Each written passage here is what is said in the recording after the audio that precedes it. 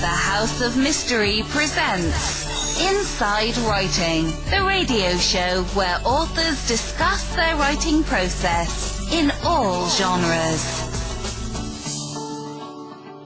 Welcome back into the House of Mystery, and I'm Al Warren, and you're not. That's Mr. Martini on the other side there.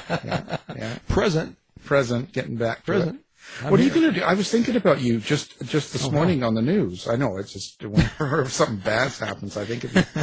No, because, where they're talking about, they'll shut down 3G, right? Because 5G, they're going to, I guess, go with that, and they're going to shut down 3G. And the thing is, a lot of the old devices are running on that, so they won't work. And one of the biggest ones was that, I've fallen and I can't get up, that little button you wear all the time around the house. Yes. So I was thinking about you. I was thinking, what are you going to do? Dave's going to I'm just not going to be able to get up. You're going to fall down in the basement, and you can push that all day, and nobody's going to come, and your cat will come down just when she wants some food, or he wants food. Exactly. You're just going to leave me there, Al. I know. Well, yeah. You can work from there. I mean, what difference does it make? You don't care. No. I'll throw a bottle of water down there. Well, at least I get some water. Well, you have to be able to speak on there. That's that's true. Nothing else. Nothing else. That's it. Yeah, that's crazy. Maybe some bread. Yeah, it's a crazy world. I'm blaming this all on you. It's all my fault, Al. Yeah, I know. You and all this COVID and vaccine, it's all you. I know. Anyway. So we're moving on today, and of course we do more. We're going to do a lot of authors. Of course, Dean Koontz coming up next week, and so now we've got another great author, and we're going to talk about her writing and where it all started, where it came from, and I know that she's got a book out now called The Coffee Boy, and there's a new book coming out in June of this year called Tomboy. And that's right down your lines there. So let's welcome Shelley Blanton Straud. Thank you for being here. Thanks so much for having me. I'm thrilled. We'll see if you are at the end of the show. Time will tell. Time will tell. Maybe you'll hang up on us. Well, this is quite interesting. This were you a writer your whole life? Was this sort of something that came on all of a sudden later? The second, I wish I were like so many people I'm sure you talk to, will report, in third grade I wrote my first novel type thing, but I wasn't that. What I was is a reader. I was a reader my whole life. My dad, when I was growing up, was the superintendent of a little country school, or it was a district that was K-12, but the district was only one school and all in one unit. And on the weekends when our mother wanted to get us out of the house, my dad would take us there to, my brother would ride his bike up and down the hallways of this big school. And my dad would let me into the library. And, I was the only one there, and I kind of read my way through it, starting with the A's, which meant Louisa Alcott. Of course, Little Women. And that's the really predictable part of it. So many women writers I know sort of featured Jo March from Little Women. And so that part's conventional. But really, I don't know what it is. I'm such a, by nature, slothful person that I always thought, okay, I'm a reader. I can't be a writer. I couldn't wrest myself up from this sedentary life to make something like a book until I was in my 50s. And that's when I thought, I really could do that. I could make this thing that I love living in so much of the time. And so I turned myself into a writer instead of always being a writer.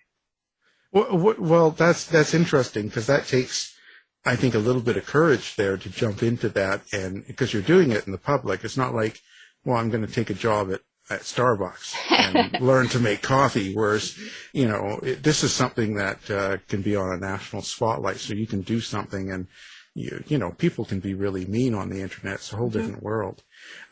So was there a particular incident or thing that happened to you that made you make that jump?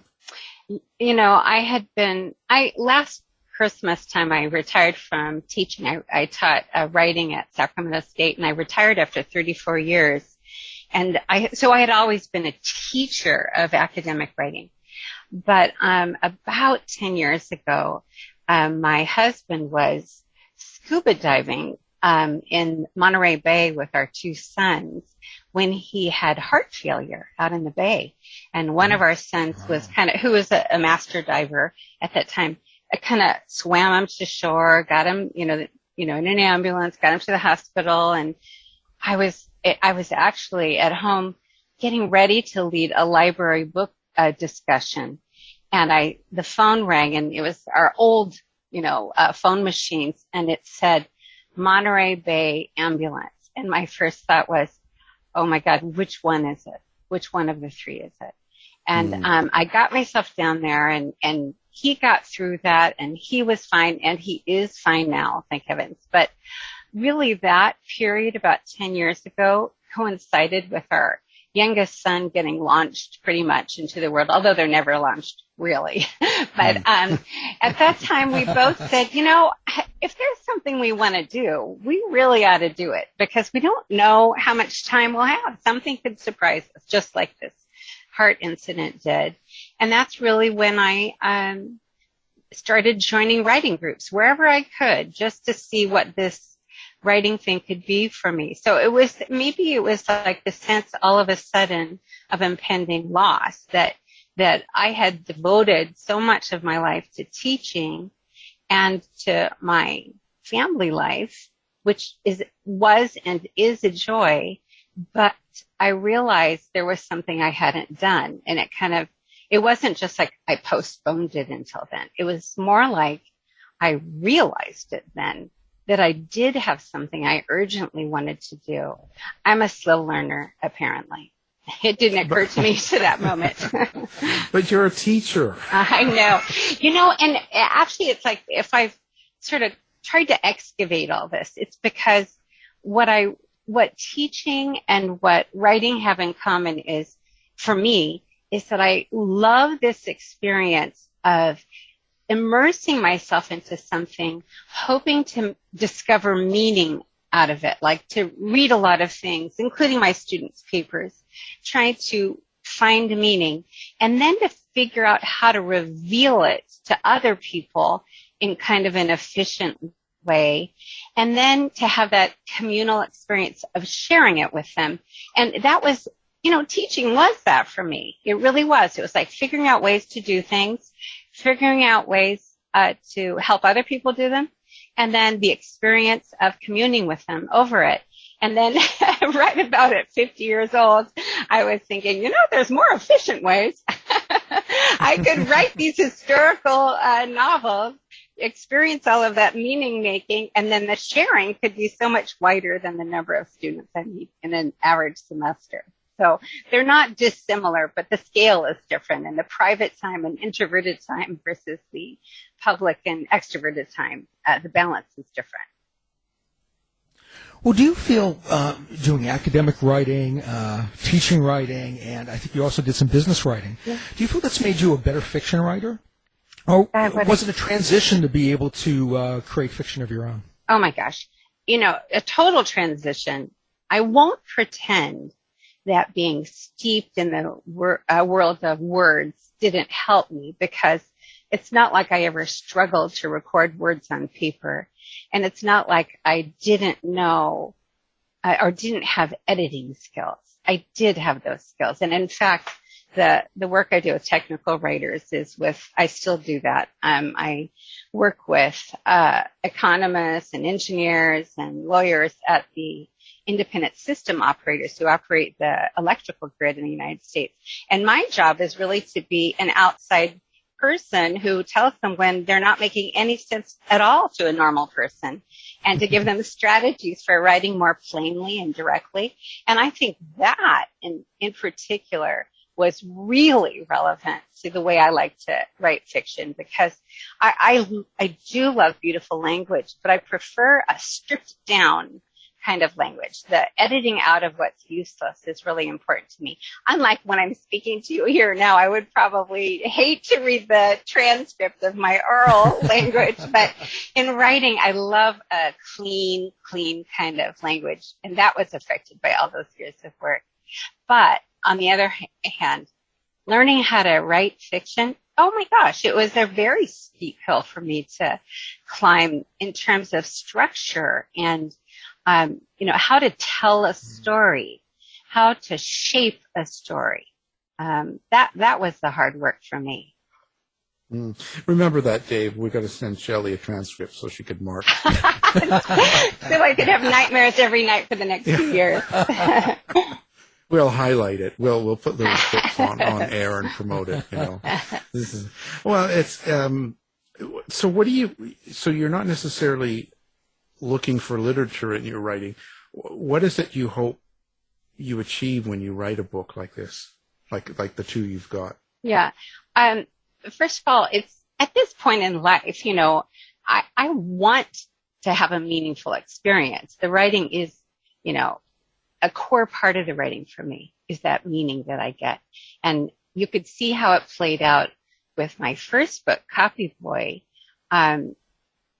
It began with family story, and family, my extended family was from Central California, Bakersfield, and my people came to California during the Dust Bowl, and in particular, my dad was one of 10 kids, and boy, they could tell stories, and they were funny and detailed and full of all this gritty stuff. And sometimes, actually quite often, they revealed mean streaks in their stories. And it was captivating as a kid to listen to all of that. And I had always sort of been steeped in this and took it in and just didn't know what it meant for me, the kinds of stories they told, because my life, my parents raised me in a fairly middle class situation. I was unlike my dad's family. I did not live in a tent at the side of an irrigation ditch. I did not pick cotton in the morning before school and pick cotton after school. So my life was totally different. But it was almost like my origin stories were inherited by my parents' generation and the previous generation. And the writing of these things, it gives me the opportunity, it gives me an excuse to linger over those stories and say, well, what if it means this? What if it means that? And that has been one of the great things that I get out of writing these books. There are a million things I get out of them, but maybe that's the most personal, to have the opportunity and the reason to keep going back and sort of dusting things off and saying, but is this connected to that? Does this story explain who my uncle is now? So this obviously has a lot of you in it, and probably in the main character. In some ways, it's funny because in my series that my protagonist is Jane, and she's going to be aging through this series. She will not be eternally 17 and 18. She'll be aging. And one of the things that I knew about her from the beginning was that she would make this totally fantastic crone of an old woman. That's what I really knew. I pictured her as being an Okie who can't, during her early years, she can't banish words like ain't from her vocabulary, though she tries so hard in order to be a gossip columnist in San Francisco. But by the end of her life as a crone, I saw her as being something of a badass old woman who would deploy her ain't, who would use her Okie background very strategically. And I kind of pictured an Anne Richards kind of figure with a mean streak and some style and some real rhetorical flourish. So I was picturing that. And you know what? I'm a lot nicer than that in real life. I'm not that person who can cut a man down. And the other thing about it that's different is that, Well, I already told you that, I would laughingly characterize myself as by nature being slothful and sedentary and careful. I don't do dangerous things. Why would a person do dangerous things? And my protagonist is the opposite. She is like impulsive. She makes bad decisions. Oh, well, they would be bad to me, but they develop her and give her opportunities. And so I think that there's something in me that loves that and has never been that person in my own life, and I'm getting to explore it through Jane.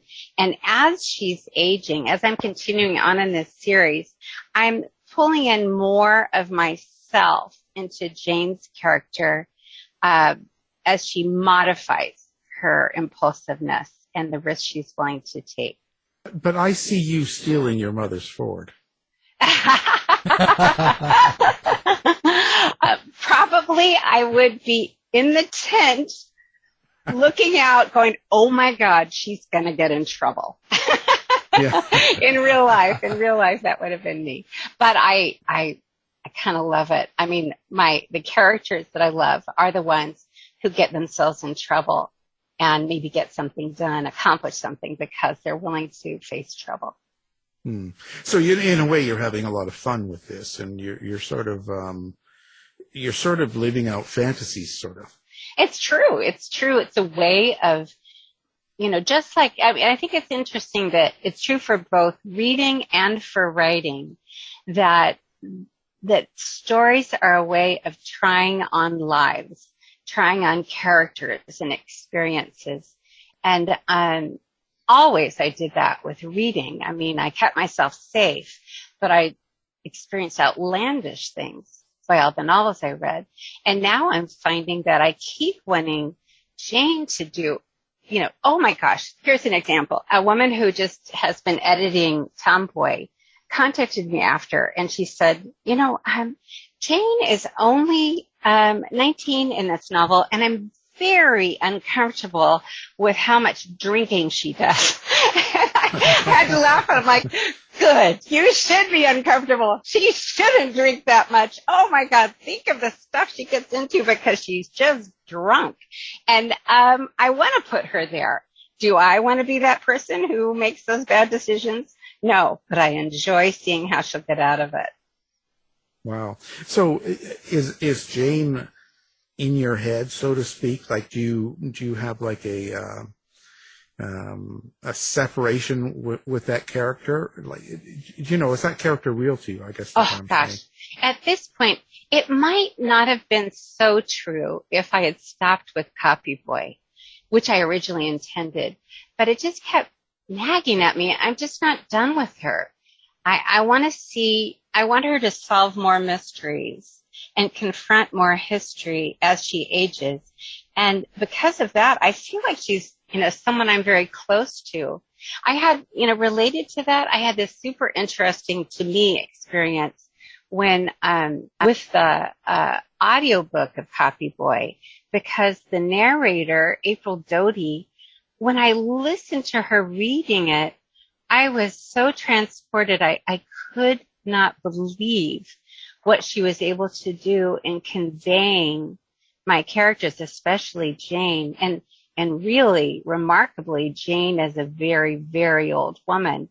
And now it's like listening to her perform Copy Boy has moved April Doty, the narrator's voice, into my head more completely. So now when I'm writing my third in this series right now, I really hear her voice, April's voice, while I'm writing it. And it fills it out for me. How do you get into Jane's mind and your other historical characters? Well, there's all kinds of tools I've tried.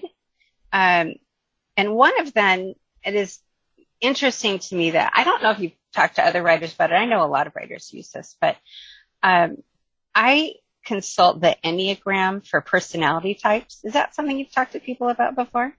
Yeah, I have actually. Okay. Yeah. Well, one of the reasons why it's useful to me, if anybody listening is not familiar with the Enneagram, it has this idea that there are 9 sort of types of personalities. And what it will suggest is that given the circumstance X, this person would be prone to doing these kinds of things because of Y.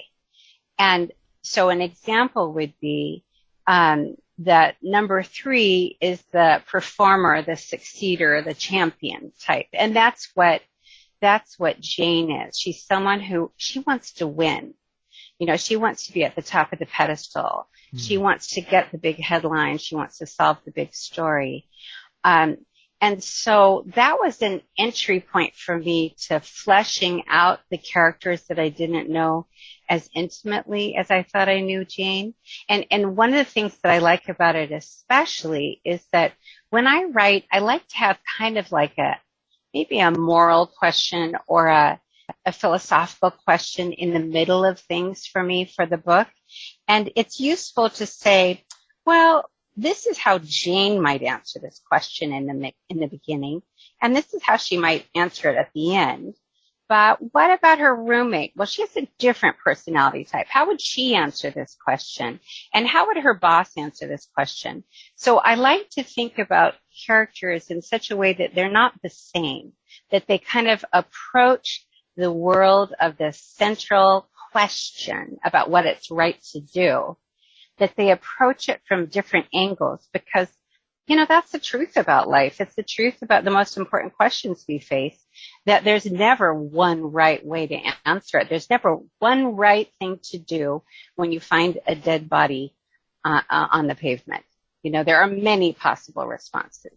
So I like to think about the core characters as each coming from a different place on that circle, so that that question gets looked at least a little bit from a variety of points of view. I'm wondering, too, has Jane ever done anything to surprise you, or any of your characters? Have they kind of gone off the rails? Do they end up doing stuff that they're really not supposed to do for the way you're plotting out the story?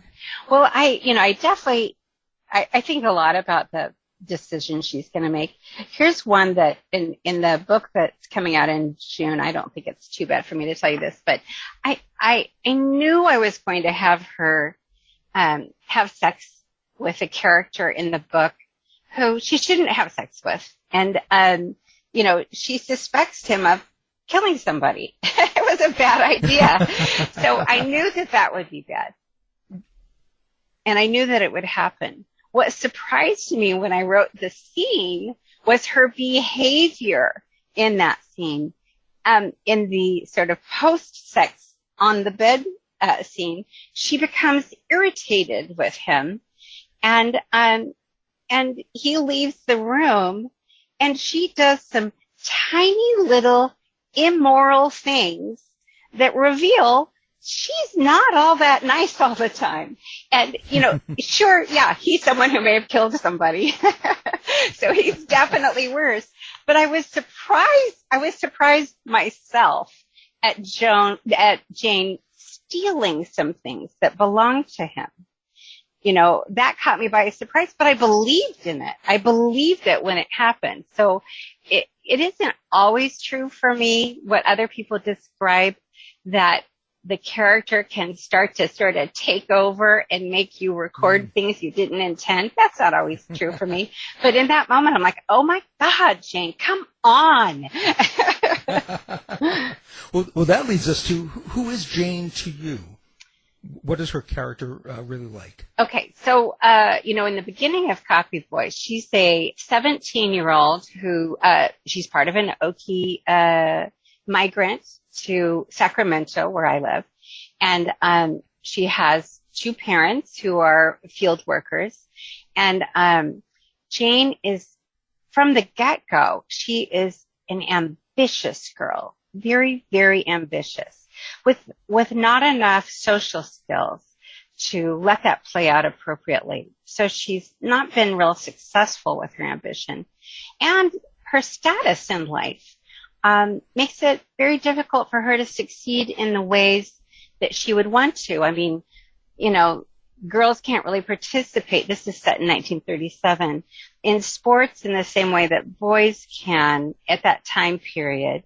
And, like the stories that my dad and his siblings tell, if you're somebody who lives in a tent at the side of the irrigation ditch, you have no electricity.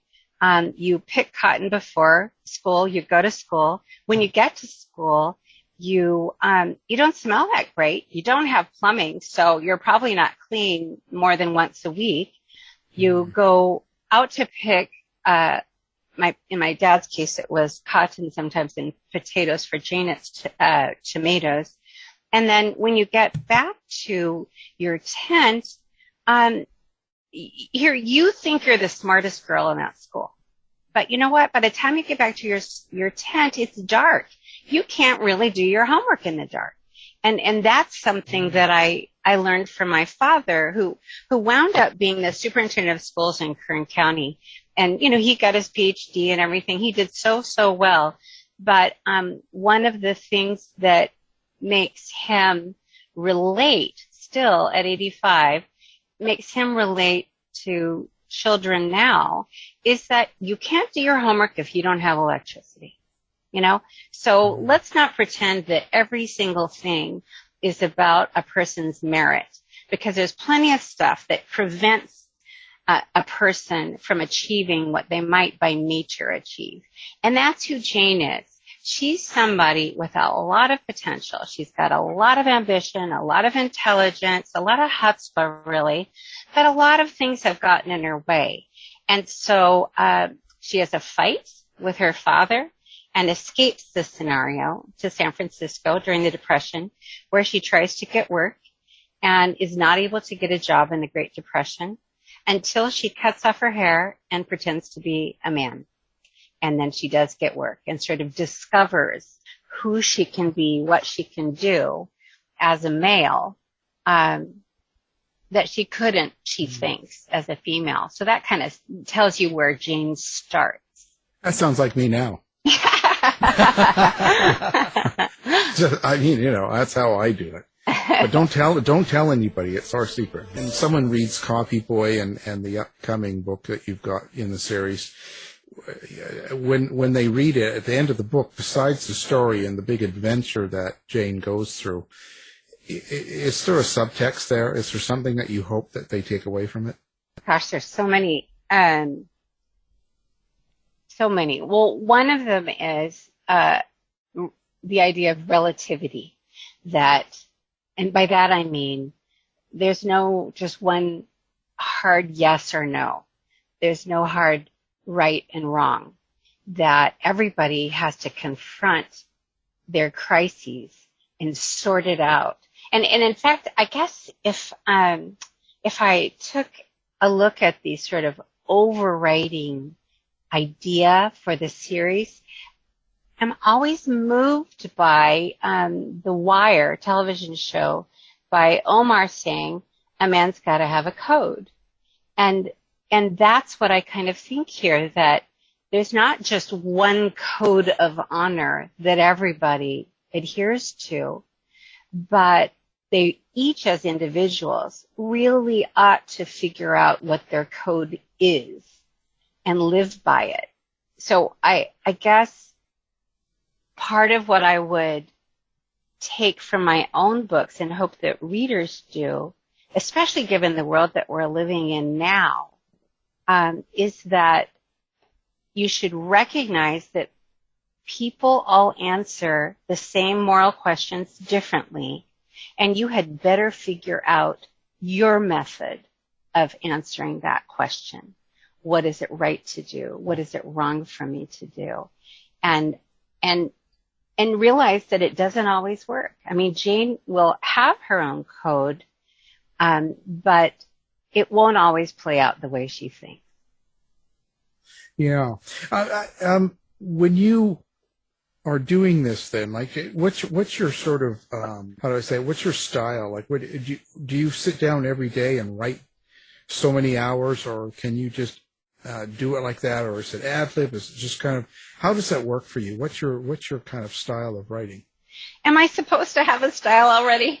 Well, I think some people can just go, okay, there's nobody home between 10 and 2. I can sit down and just write.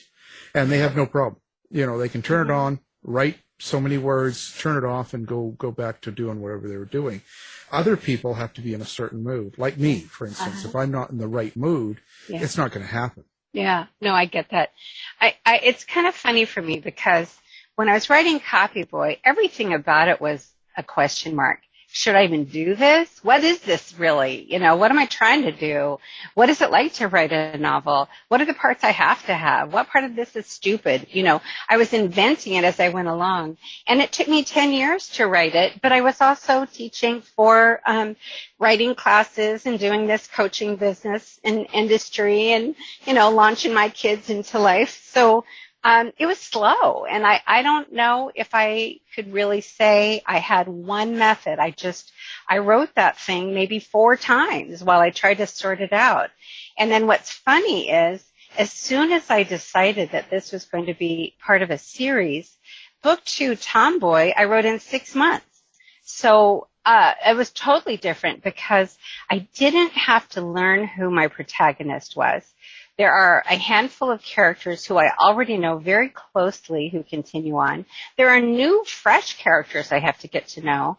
So there is the work of that. And there's a new time period because it's going to keep moving forward a couple of years. Book 2 is in 1939. But the other thing that really radically changed was that because in Copy Boy, I explored really organically and just let things flow and followed threads and threw things away and started over. I wanted to try it in the opposite way, the classic pantser versus plotter kind of thing. So I decided on Tomboy to be a plotter and see what that looked like. So I actually used the Save the Cat writes a novel theory just to see, okay, if I'm a plotter using this, what will that look like? Well, guess what? It really did help me order the universe of that book.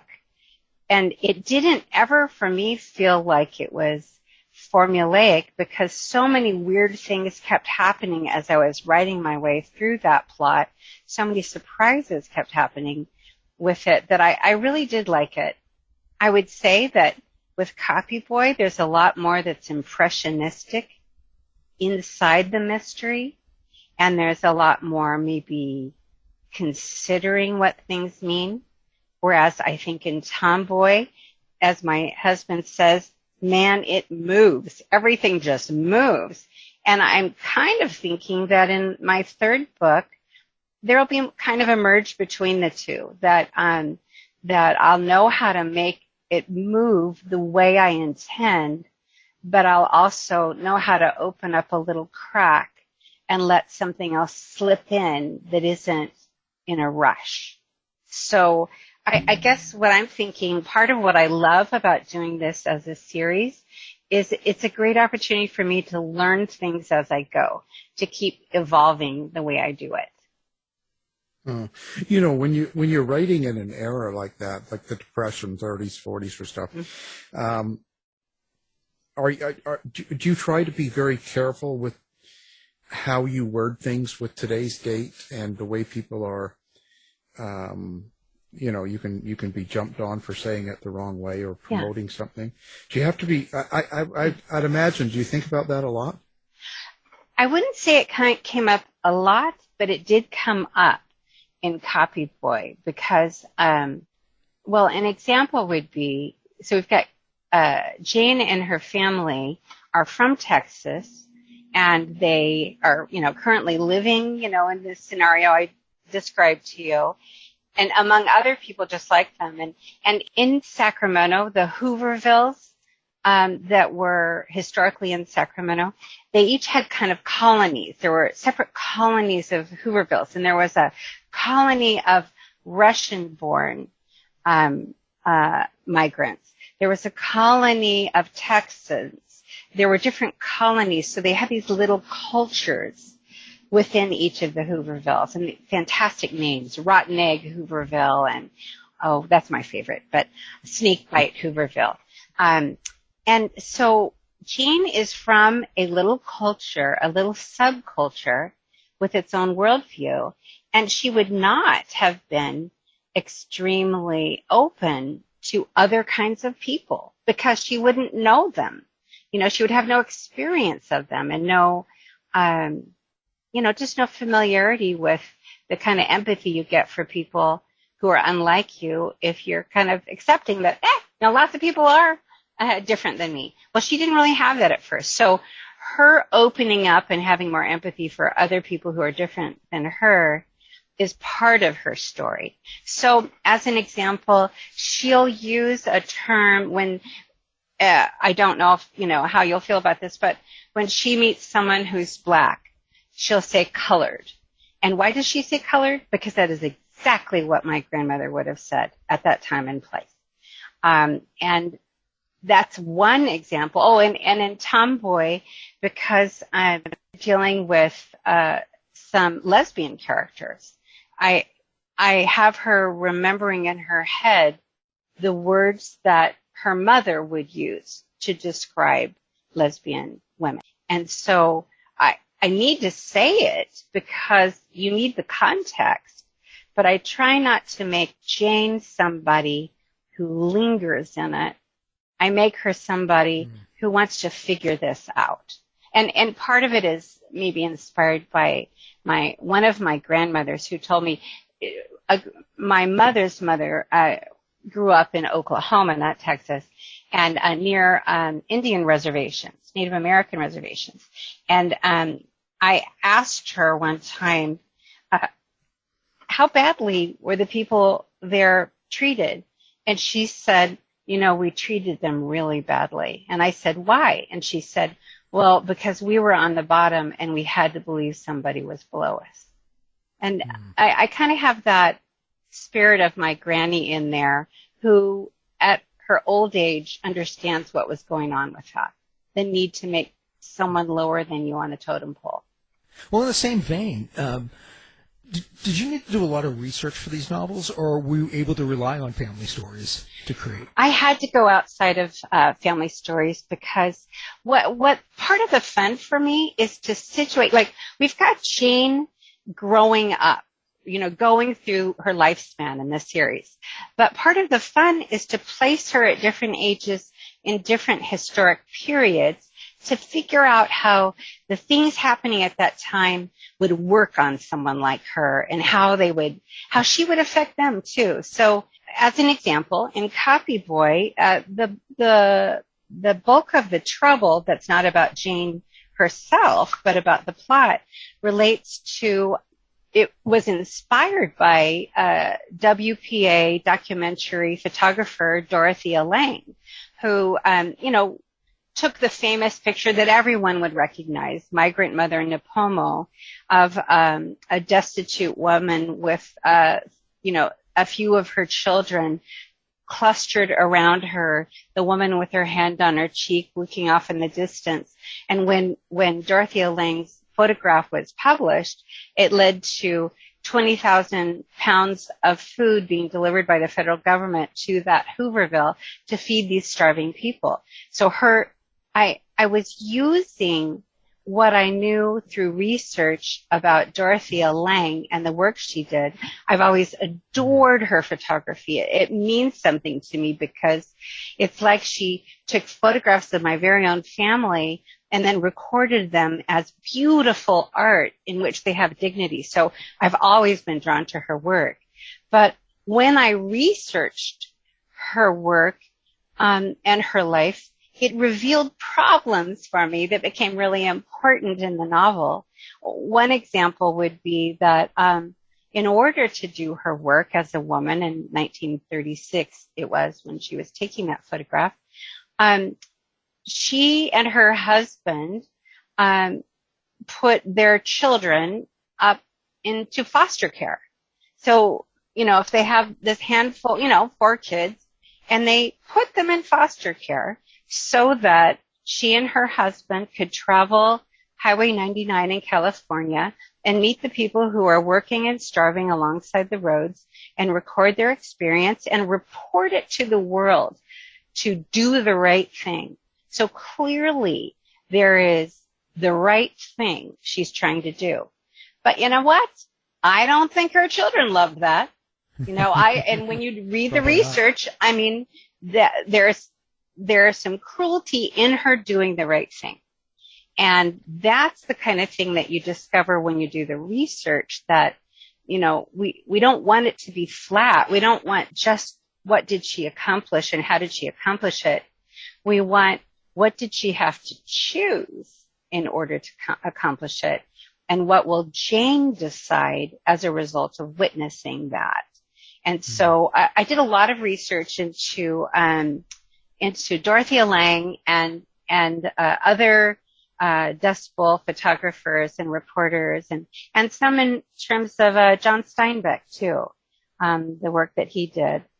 Yeah. So the research was fun. I think as long as I keep Jane and her human development at the core, like at the spine of these stories, then I get the great joy and fun of doing research to say, well, what would happen living in San Francisco in the 50s when the beatniks are there, and how would Jane be then?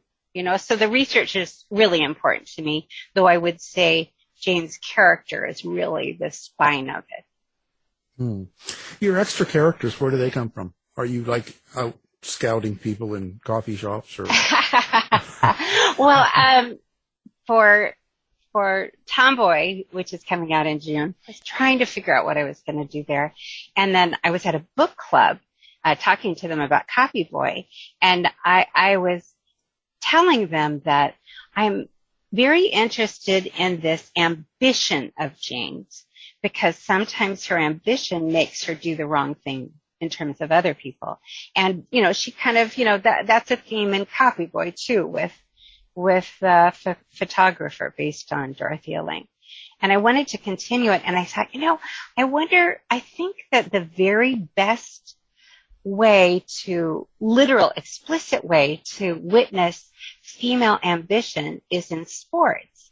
And, but what sport in 1939 would be a big enough venue so that a woman's success or failure in it could seem really significant? And it kind of had to be tennis. It was really only tennis as far as I could tell, so that woman's success or failure would be something almost everybody would know about. And so I was saying this in the book club, and Carolyn Martin, who was hosting the book club, said, well, you need to read Robert Weintraub's book, The Marvelous, the name just jumped right out of me, the title did, but it's a biography of Alice Marble, who was a real-life tennis player in San Francisco at exactly that time period. She won the 1939 Wimbledon championship, and it was the last one before Wimbledon was canceled for World War II. And she was a spy during World War II. She designed and edited the Wonder Woman comic book series. She was, a singer in nightclubs. She was a fascinating woman. So, and she also had a long-term relationship with her coach, who was a woman, and that relationship had to be kept secret, because even though Alice was world famous for her tennis and all of her accomplishments and for her great beauty, charm, and charisma, if the world had found out that she and her coach loved each other, then she would have lost everything. So when you say, where do I find characters? I mean, reading about Alice Marble, I knew I would not make Alice Marble and Teach Tennant, her lover and coach. I would not make them characters in my book, but I was certainly inspired by them. And so that's where I say, okay, if they are the inspiration for two major characters in this book, and I have Jane as being this kind of ambitious person, well, what kind of ambitious person can Tommy O'Rourke be? What kind of ambitious person can Coach be? So it kind of starts with historical, if it's not a family member, then it starts with historical figures, and then those figures get altered, because I mean, I have people killing each other, so I can't pretend it's Alice Marvel. I have, a character based on Henry J. Kaiser of Kaiser Permanente and Kaiser Shipyards and so on. And Henry J. Kaiser did not go out and kill people, but my character might do that. So he's inspired by Kaiser, but he's not Kaiser. And so I start that way, and then I move away from the facts. So what people do you kill? People that you know, like family members, or people that students in the class? You go, well, this is going to be a character, and he's going to suffer this one. Gosh, you're making me feel guilty right now, because I realized that in the first 2 books, the people who get killed are vulnerable. That doesn't mean that they're without gumption or quality, intelligence, an idea, but they're at risk. In both books, the person who is the victim is vulnerable and at risk culturally. And that's sort of what spurs Jane into wanting to make that right, because even though she's experiencing success on her own, she will really relate to vulnerable, at-risk girls. So I said I feel bad about that, because I know there's a thing in mysteries where people are always killing off girls. You know what I mean? And I don't want to be that person who writes, 20 novels killing off girls. So things are going to have to change. So I can't just keep having Jane confront her resentment and anger over her own vulnerabilities by rescuing people who are similarly vulnerable.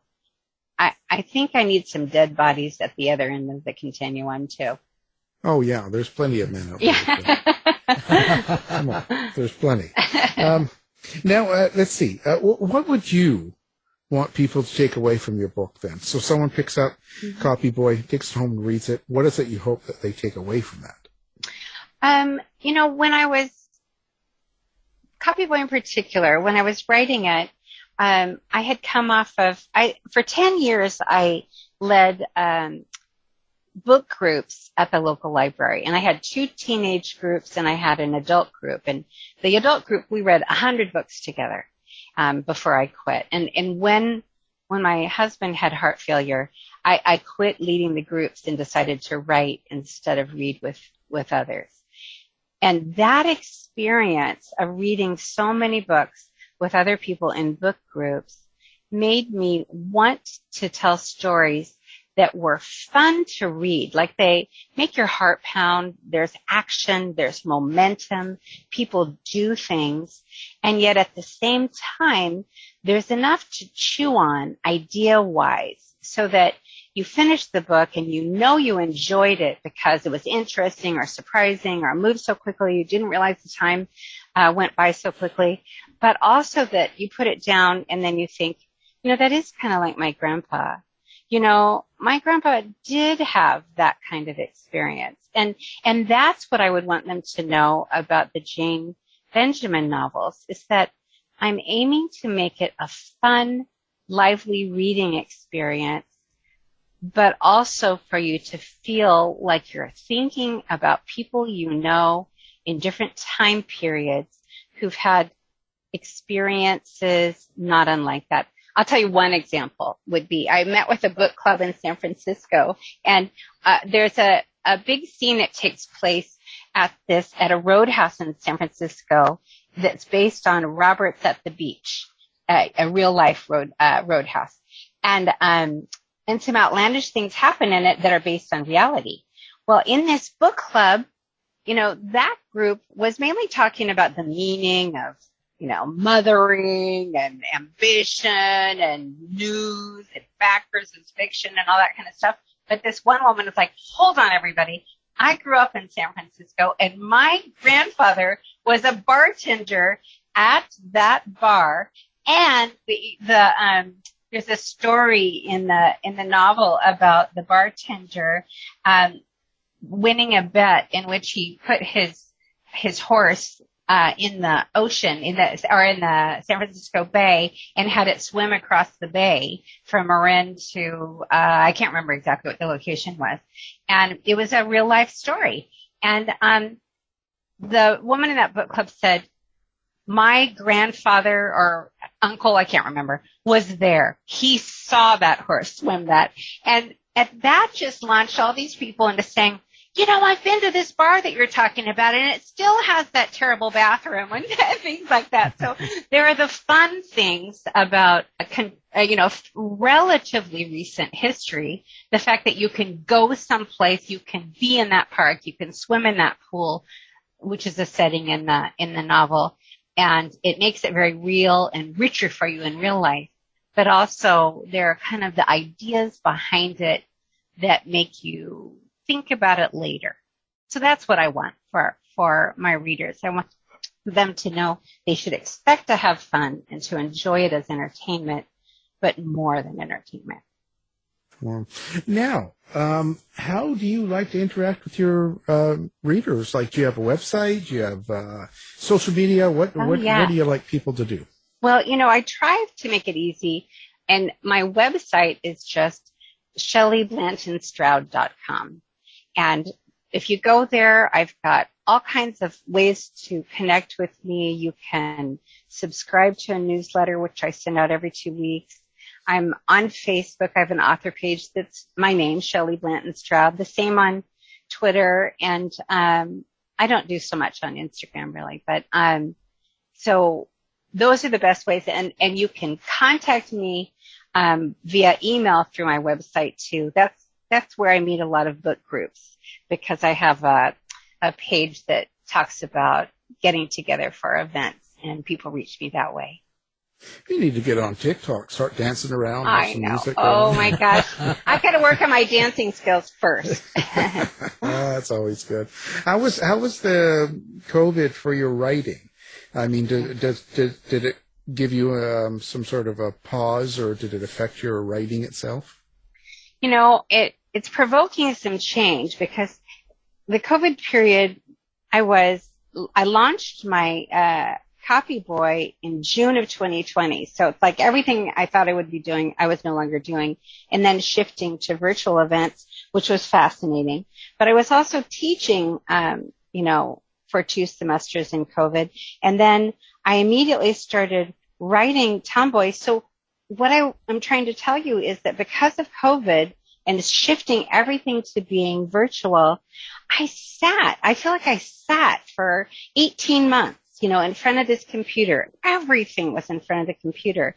And I feel like I made a lot of progress in my writing, but I don't think I made a lot of progress in my body or my character or my well-being, And so it's kind of provoked some changes where, I'm getting a stand-up desk that's arriving this week, and I'm experimenting now with dictating while I walk, and then sending what I write that way off to an AI transcription service to see if there's like 1 or 2 paragraphs I can use as a starting point when I get back to my desk.